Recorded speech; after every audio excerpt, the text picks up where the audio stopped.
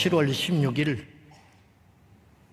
서울시청 앞에서 동성애자들이 그리고 그 지지자들이 모여서 퀴어 축제, 동성애 집회를 합니다. 알고 계십니까?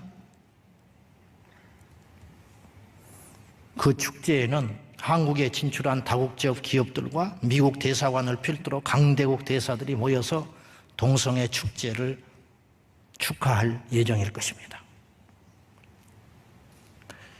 이번 주 금요일 날 800일 가까이 비어있는 미국 대사관에 대사가 취임을 합니다. 골든버그 대사가 어떤 사람이냐? 그는 아내가 없습니다. 독신자라서 없는 게 아니고 남자 부인이 있습니다.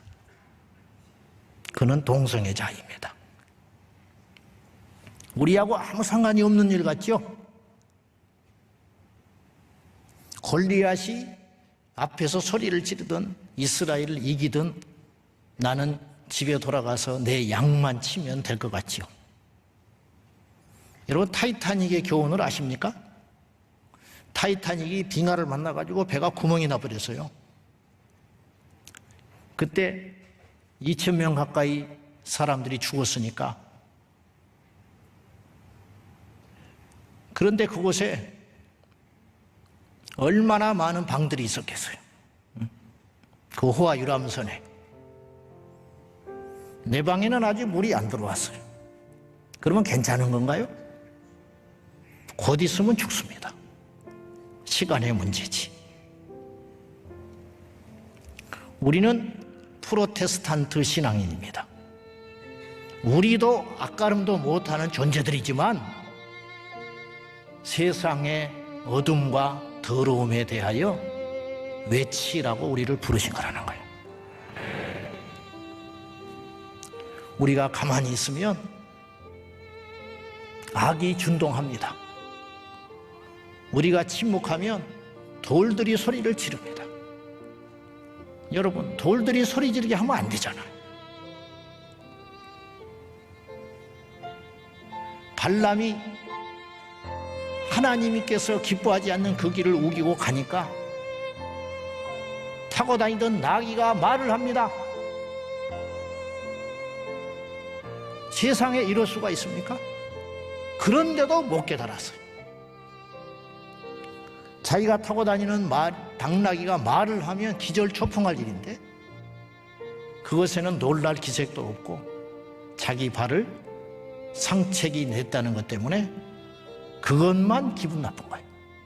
이렇게 어두운 발람이라는 거죠. 남의 이야기가 아니에요.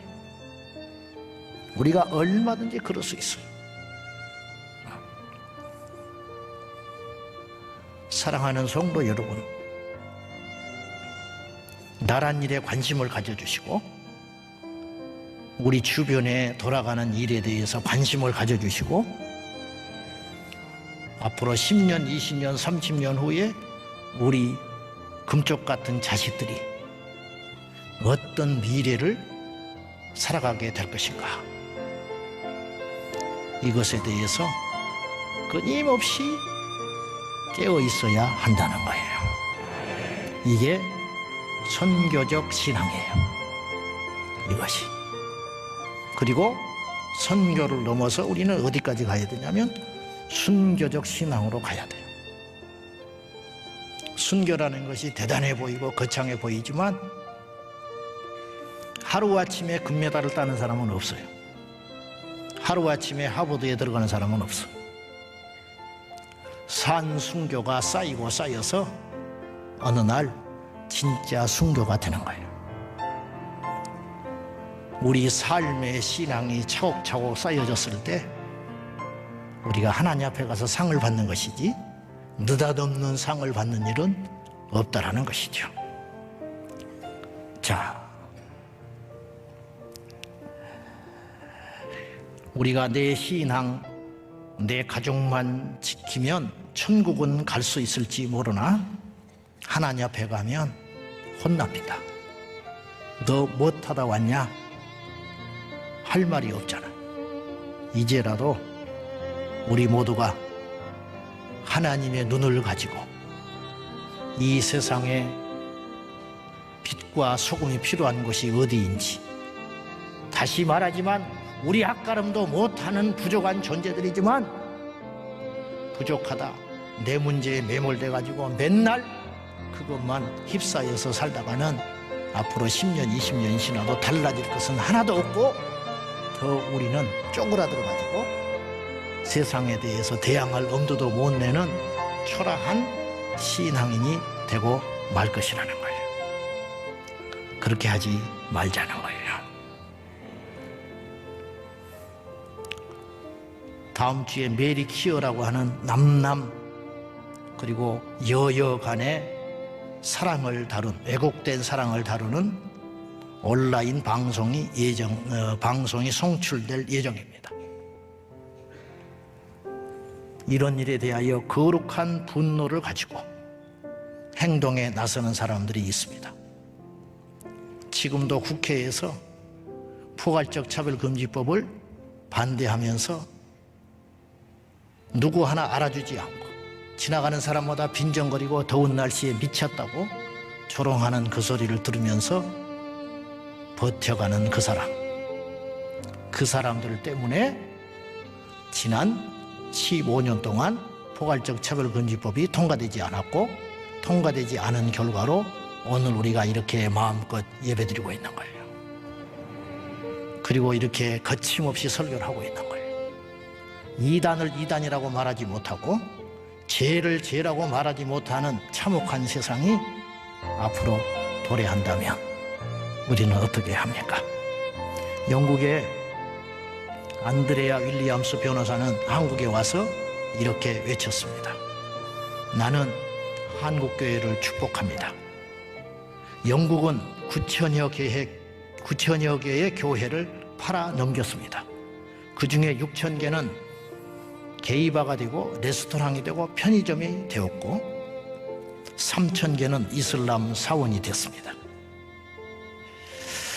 한국에 있는 모든 교회는 제발 교회로 버티기를 바랍니다. 새벽마다 예배를 드리는 교회로 지켜지기를 바랍니다. 9천여 교회를 팔아버린 영국에서는 저는 그 당시에 우리처럼 되지 말라고 우리 한국교회에 호소를 했는데, 저는 눈물로써 여러분에게 호소합니다. 우리 영국교회처럼 되지 말아 주십시오. 한국에 선교사를 보냈던 영국교회, 그러나 지금은 그 영광은 사라지고 말았습니다. 포괄적 차별금지법을 반드시 막아주십시오. 영국교회는 차별금지법 통과를 막기 위해 싸우자고 해도 안 싸우려고 했습니다. 영국교회는 우아하게만 예수를 믿으려고 했습니다. 그렇지 말고 악법과 싸우고 잘못된 것은 잘못되었다고 말하는 믿음의 기독교인들이, 이 정치인들이 악법을 세우는 것을 막아냈어야 했는데 우리는 그렇게 하지 못했습니다. 또 선교사를 보낼 수 있는 교세를 유지했어야 했는데 영국교회는 그렇게 하지를 못했습니다. 한국교회는 전 세계에 선교사를 보내 땅끝까지 복음을 전하는 사도행전 29장의 주역이 되어 주십시오. 이렇게 윌리엄스 변호사가 와서 피를 토하면서 한국교회에 경고를 하면서 마지막으로 방점으로 이런 이야기를 했어요. 한국교회는 포괄적 차별금지법이 이렇게 무시무시한 법인 줄 몰랐다라고 이제는 말을 못한다. 왜냐? 내가 분명히 말했지 않냐? 내가 분명히 경고했지 않냐? 이렇게 이야기를 했습니다. 여러분, 우크라이나에 전쟁 나는 게 우리하고 무슨 상관이 있어요? 내 자식이 파병을 했습니까? 우리 가족이 죽었습니까? 근데 기름값이 올라요. 곡물값이 올라요. 매일 먹는 칼국수 값이 올라버렸어요. 이게 우연한 일이 절대 아니에요. 이 세상에 어떤 일은 절대로 나오고 무한한 일이 하나도 없어요. 하물며 이 엄청 무시무시한 일이 우리하고 아무 상관이 없을 것 같습니까? 절대 그렇지 않다라는 거예요. 믿음으로 돌파하자고 하는 의미는 여러 가지로 해석할 수 있겠지만, 위기를 넘자, 믿음의 비전을 크게 가지고 이 세상을 정복하자, 더 큰 복을 받고 더 크게 쓰임받자 하는 말도 있지만, 이제는 이 말씀을 그렇게만 해석해서는 안 되고, 우리를 막고 있고 우리를 억압하고 있고 우리의 미래를 망치려고 하는 이 거대한 영적 권세들에 맞서서 우리가 골리앗 앞에 선 다윗처럼 부족하고 초라해 보이나 우리에게는 이미 하나님께서 주어주신 물맷돌이 있다는 걸 꼭 기억하고, 너는 칼과 창과 단창으로 오거니와 나는 네가 모욕하는 이스라엘의 하나님의 이름으로 너에게 가는데, 이 전쟁은 여호와께 속해 있은즉 내가 너를 반드시 이겨 온 땅으로 이스라엘의 하나님이 살아계신 것을 보여주리라. 우리가 세상을 이기면 우리가 이긴 게 아니고 우리 안에 함께 하신 하나님이 이김으로 온 천하에 하나님이 하시는 방법이 있는데, 직접 영광을 받지 아니하시고 대리전쟁을 통하여 하나님이 일하고 계시고 영광을 받으시고 계시다는 거예요. 그 위대한 전쟁에 우리를 부르셨다는 것이, 그 전쟁에 참여하여 우리가 승리하는 것은 우리가 이기는 게 아니에요.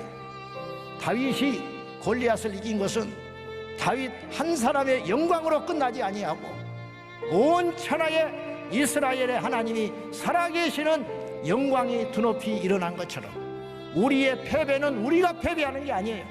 하나님이 망신당하는 것이고 우리가 이기는 것은 하나님이 승리하는 것임을 꼭 기억하고, 이제부터 지금까지도 그리 기도하고 여기까지 달려왔지만 우리 모두가 다시 한번 영적인 엔진과 무기를 장착하여 세상이 뭐라 하든지 간에 장정도 넘어지고 소년도 피곤하지만 여호와를 앙망하는 자는 독수리가 날개치며 나가는 새 힘을 얻는 것처럼, 우리에게 당장에 물질이 없고 내게 줄이 없고 내게 사람이 없다 할지라도 하나님이 우리 함께 하시면 능한 우리를 이길 수 있는 적은 아무도 없다는 걸 꼭 기억하고, 담대하게 이 세상에 나가 복음을 전하고 담대하게 이 세상과 싸워 나가는 저와 여러분이 꼭 되시기를 주님의 이름으로 축원합니다. 제가 죽기 살기로 목회를 해도 교회가 부흥이 안 돼. 개척을 하고 부교역자 때 했던 노력에 100배를 기울이는데도 안 돼. 그때 하나님께 엎드려 기도할 적에 주님이 저에게 이렇게 말하셨어요. 종아, 낙심하지 말아라. 너는 여기 있는 몇 사람에게 설교하고 있는 게 아니야. 너는 이 시대에 설교하고 있는 것이야. 말도 안 되는 소리를 하시는 거야. 하여튼 우리 주님은 말도 안 되는 소리를 꼭 하셔요. 저는 이해를 못했어요. 내가 잘못 들은 줄 알았어요. 내가 착각하는 줄 알았어요. 스스로 위로하려고 그런 생각을 하는 줄 알았어요. 그런데 알고 봤더니 제가 시대에 설교하고 있다는 걸 알게 됐어요.